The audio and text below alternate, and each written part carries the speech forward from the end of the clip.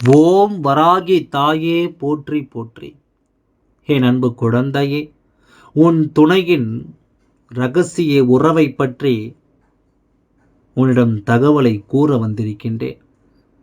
உன் வராகி அம்மா நீ எவ்வளவு நல்லது செய்தாலும் சிலர் தேவையில்லாமல் உன்னிடம் வம்பு வளர்க்க முயல்வார்கள்.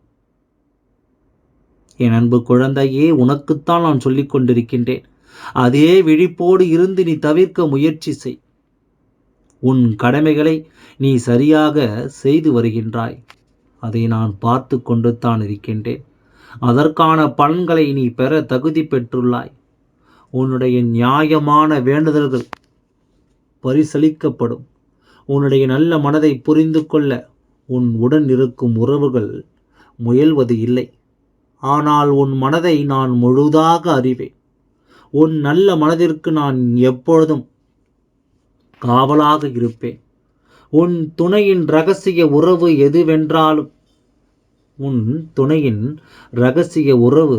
எதுவென்றாலும் உனக்கு தெரியாமல் அவர் யாரிடம் பேசி வருவது என்று நினைக்கின்றாய். ஆனால் நிச்சயம் அவ்வாறு இல்லை குழந்தையே. உன்னுடைய துணை இரகசியமாக எல்லாம் யாரிடமும் பேசவில்லை. அவர் மனதளவில் உன்னை மட்டுமே நினைத்து கொண்டிருக்கின்றார்.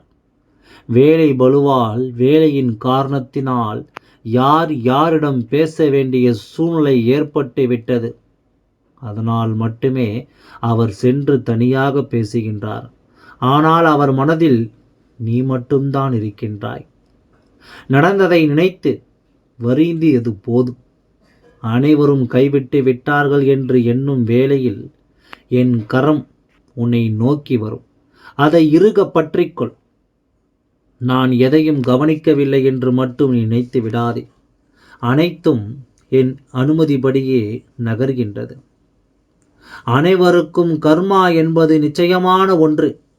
நீ யாருக்கு எதை செய்தாலும் அது இரட்டிப்பாக திரும்ப கிடைக்கும். ஆகையால் நன்மையே திரும்ப திரும்பச் செய். அவை இரட்டிப்பாக உன் அம்மா நான் வராகியானவள் உனக்கு திருப்பிக் கொடுக்கின்றேன். எதிர்மறை எண்ணங்கள் மிகவும் ஆபத்தானது. ஒரு நொடியில் அது உன்னை எதுவும் செய்ய வைத்துவிடும். எந்த மாதிரியான சூழல் வந்தாலும் என் துணை உனக்கு கிடைக்கும். என் துணை கொண்டு உன்னால் சமாளிக்க முடியும் என்பதை உனக்குள் சொல்லிக் கொள்ளுங்கள். எதிர்மறை எண்ணங்கள் உனக்குள் வேண்டாம். இப்பொழுது உன்னுடைய வாழ்க்கையில் மிகப்பெரிய மாற்றம் ஒன்று நடக்க காத்து கொண்டிருக்கின்றது.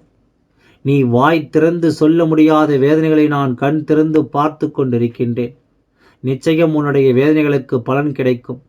பிரார்த்தனைகள் போய்விடுமோ, வீண் போய்விடுமோ என்று பயந்து விட வேண்டாம்.